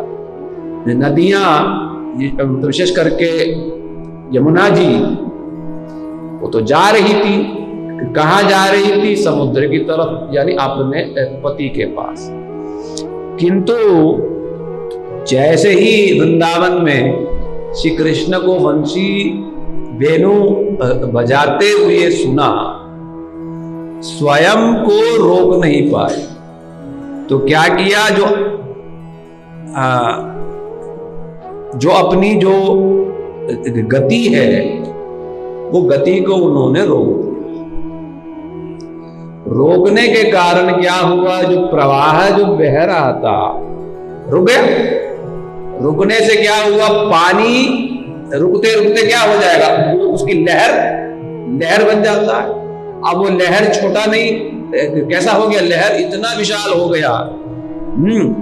और वो लहरों के साथ साथ मतलब जो पानी पहुंच रही है और जो पानी बहने से ही ये दोनों मिलके बीच बीच में ये भंवर भी हो गया और ये लहर भी हो गया, जिसके कारण लहर के कारण तो ये लहर इतना विशाल हो गया मानो कृष्ण के प्रति विशेष भावोदय हुआ इस नदी को कि कृष्ण को कैसे मैं पाऊं, सोच करके और कृष्ण को गले लगाने के लिए, श्री कृष्ण को गले लगाने के लिए अपने लहर रूपी भुजाओं के द्वारा दौड़ करके कृष्ण के पास गई, किंतु श्री कृष्ण ने देखा ये मेरे गले लगने योग्य नहीं है। तब उस समय वो जो लहर रूपी जो भुजाएं जो हैं वो कृष्ण को गले न लगा करके गृह्णन्ति पाद युगलम, कृष्ण के दोनों चरणों को पकड़ती हुई कृष्ण के चरणों को गले लगाया। किंतु गले तो लगाया, किंतु कृष्ण को देने के लिए क्या है, ये उपहार के रूप में कृष्ण को क्या दें, क्या है उसके पास, कमलोपहार। केवल और केवल नदी के पास क्या है, धन क्या है, कमल रूपी पुष्प ही उसके पास धन है। उन कमलों को ही अपने भुजाओं में घेर के कृष्ण के चरणों में उपहार की भांति लज्जा बोध के कारण, मतलब देना था सीधा श्री कृष्ण में, वहां ना दे करके लज्जा बोध के कारण कृष्ण के चरणों में सौंप करके चुपचाप पुनः वापस लौटे आई। यहाँ पर ये कहना चाह रही हैं कि बाकी तो छोड़ो, प्राण त्यागने के बाद यदि हम जड़ नदी भी बन जाती तो भी हमारा जीवन सफल है। कहां तो समुद्र के पास जाना था, पति के पास, वहां न जा करके उल्टा समुद्र भी साथ देते हुए जो है कृष्ण की सेवा में इनका सहयोग दे रहे हैं। कृष्ण को अपना सर्वस्व समर्पित करते हुए कमल रूपी भेंट को कृष्ण को सौंप रही हैं। इससे बढ़ के बताओ और क्या हो सकता है। विशेष करके समय बीत गया है, कल भी होगा, कल लास्ट है तो कल भी होगा, और कल हम जो बाकी जो बच गए, कल बड़े मुख्य श्लोक है, पूर्णा पुलिंदाय पदाब्जरागन, बहुत ही मुख्य श्लोक है, राधा जी के मुखार से निकली हुई, और जो गिरिराज जी का भी है, हंताय प्रेम अबला, हरिदास वर्य इत्यादि जो है, ये जो श्लोक है, ये दोनों जो है हम कल विस्तार से सुनेंगे। आप लोग समय पे फिर पहुंच जाओ, कल इसका समापन हो जाएगा। संक्षेप में ही जितना संभव था हम लोग सुनने का प्रयास कर रहे हैं। फिर कभी सुयोग मिलेगा टीकाओं के साथ हम इसकी व्याख्या फिर करेंगे, किंतु रोज रोज इस प्रकार का सुयोग तो मिलता नहीं, ना किसी के पास टाइम, रुचि नहीं, तो इसलिए देखो बहुत कम लोगों की रुचि है सुनने की, और भी गहराई से सुनने की तो बहुत कम लोगों की रुचि है, और धैर्यपूर्वक सुनने की तो ना के बराबर रुचि है। इसलिए फिर कैसे होगा। और चाहते हम ब्रजभाव और गोपी भाव तो सपना ही तो है, फिर और क्या है। मतलब मेहनत नहीं करूंगा और मैं करोड़ रुपए मतलब देखना चाहता हूँ, बस केवल सपना ही तो है, फिर और क्या। इसलिए यदि ये सब चीज चाहिए, इसके लिए समय निकालना पड़ेगा, इसके लिए मेहनत करनी पड़ेगी, बारंबार सुनना होगा, है ना, तब जाके बात बनेगी। केवल 1 घंटा 1.5 घंटे से तो नहीं, लगातार सुनने पड़ेंगे, और धीरे धीरे इन सब जो सुनी हुई जो विषय वस्तु है श्री गुरुदेव के चरणों में जाकर के बार बार उनकी कृपा भिक्षा मांगनी पड़ेगी, तब इस राज्य में प्रवेश करने का सौभाग्य प्राप्ति। ये सारा प्रसंग सुनाने का एक ही लक्ष्य है, क्या है, लोभ लालसा जगे, यही इसका एकमात्र लक्ष्य है। गुरुदेव यही कारण से ही हमेशा इन सब प्रसंगों का कीर्तन करते थे। वो यही चाहते थे कि कम से कम एक भी जीव हो जाए जिसके अंदर इस ब्रज भाव के प्रति मन में लोभ जगे, कम से कम लोभोत्पत्ति तत्कारण, ये लोभ ही ब्रज भाव प्राप्ति करने का कारण है। लोभ हुआ ही नहीं फिर क्या होगा, फिर जबरदस्ती थोड़ी ना कोई हो जाएगा, जबरदस्ती तो कोई नहीं हो सकता। और लोभ कैसे होगा, सुनने से ही तो होगा, सुने बिना लोभ कैसे हो जाए। मानो मैंने सुना कनाडा कोई जगह है, बढ़िया रोड है, पहाड़ सुंदर सुंदर है, वहां चोर नहीं आते, कुछ इस प्रकार की, तब तो मन में लालसा जगेगी भाई जाना तो कनाडा जाना। ठीक वैसे ही तो यही बात है, ये सब सुनेंगे तो कम से कम मन में लोभ जगेगा कि ब्रज भाव कैसा है, गोपियों का भाव कैसा है, मुझे भी ऐसे ही कृष्ण के प्रति भाव चाहिए, तब तो आएगा। फिर कैसे आएगा, नहीं तो लोभ के बिना कैसे आ जाएगा, नहीं आ सकता। तो इसलिए ये सारे ये प्रसंग सुनाने का या कीर्तन करने का एक ही लालसा, एक ही तात्पर्य क्या है, श्री गुरुदेव जो लोभ देने के लिए जो प्रकट हुए हैं, उसी लोभ को हम लोग प्राप्त करें, अपने जीवन को सफल बनाएं। इसीलिए मेहनत के साथ इन सब प्रसंगों को हम कर रहे हैं। और मुख्य रूप से ये ध्यान देने योग्य बात है, जैसे गोपियों ने कहा, जैसे ये गोपियों ने कहा कि दोनों नेत्र पाने का एकमात्र लक्ष्य क्या है, श्री कृष्ण के रूप माधुरी का पान करना। ठीक वैसे ही मनुष्य शरीर मिला है, दोनों कान और दोनों नेत्र मिले हैं, बुद्धि मिली है, इसका सार्थकता क्या, प्रयोजन क्या है, इस भागवतीय कथा को कानों से सुनना, नेत्रों से श्री कृष्ण के रूप माधुरी या भक्तों के दिव्य जो श्री विग्रह का दर्शन करना, मन से उन सभी प्रसंगों को याद करना ही जीवन की सार्थकता, या कृष्ण रसामृत का पान करना ही इस मनुष्य जीवन की सार्थकता है। और देख लेना, जो लोग ये सब प्रसंग नहीं सुनते हैं और भीतर से कृष्ण रस का सेवन करते नहीं है, इस संसार में वही लोग बेचैन है, विचलित है, चंचल है और सब समय दुखी हैं, स्वयं भी परेशान है, दूसरों को भी परेशान करने के लिए बाध्य है। क्यों? भीतर खोखला, वेणु की तरह, बांस की तरह भीतर सब खोखला। जब श्री गुरु वैष्णव उस बांस में धर देते हैं, रस से धर देते हैं, तब वो शांत हो जाता है। इसलिए श्री गुरु वैष्णवों के निकट हम खोखले भले क्यों न हो, कि तो उनके निकट सौंप दे और वो उसमें ये वेणु ध्वनि की तरह उसमें रस माधुरी को भर दे, फिर वो शांत हो जाएगा। शांत नहीं होने के पीछे कारण यही है कि हम इस रस माधुरी का पान नहीं करते, बेचैन, स्वयं भी परेशान और सबको परेशान करके रखते। तो इसलिए प्रहलाद महाराज जी ने कहा, नते विदु स्वार्थ गतिम विष्णु दुराशया ये बहिरक्तमानी। ना भीतर, उन्होंने कहा भीतर जाके देखो, बाहर क्या ढूंढ रहा, बाहर सुख के लिए क्या ढूंढ रहा, बाहर क्या मिलेगा, कुछ नहीं मिलना। सुख कहाँ है? भीतर, यहां पर कृष्ण के चरणों में, इन सब बातों में सुख है, परमानंद है। बाहर विषय वस्तु में कुछ नहीं रखा है, बिल्कुल दुख ही दुख है, बेचैनीता है, चंचलता, इसके लिए कुछ नहीं।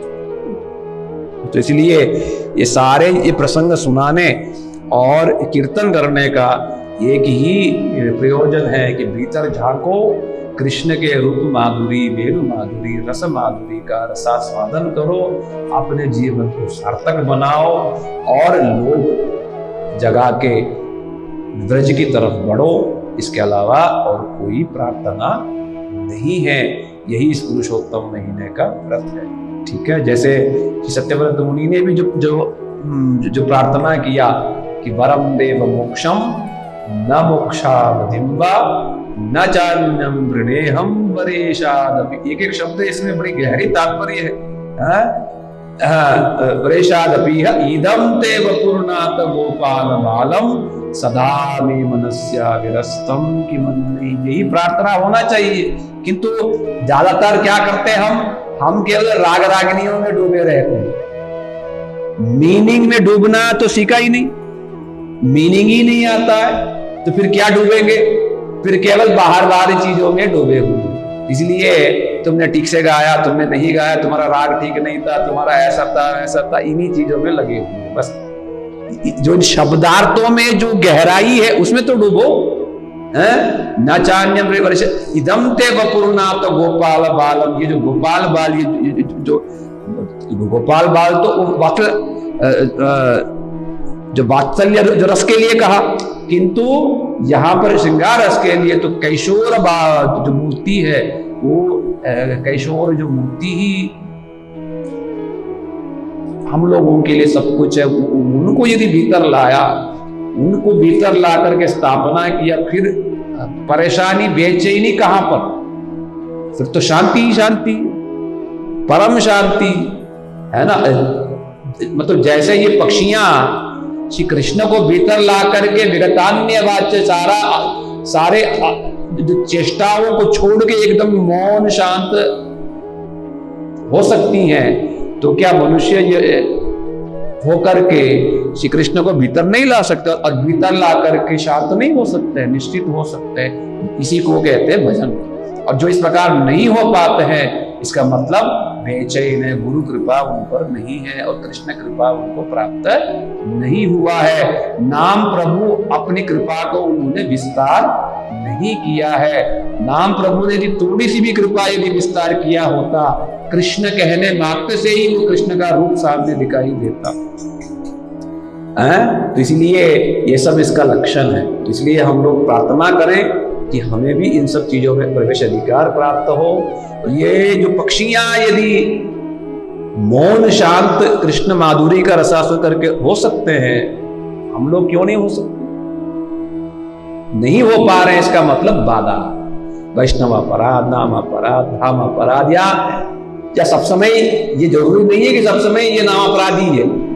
कामनाएं भी हैं, वासनाएं भी हैं, पिछले कई जन्मों की न जाने कितनी प्रकार की चीजें हैं जो हमें बार बार बाधाएं देते रहते हैं। ये सब भी कारण होते हैं। इसलिए इन सबको जब तक दूर नहीं किया, तब तक जो है निर्बाध गति से रसास्वादन का प्राप्त संभव पर नहीं है। गौर प्रेम।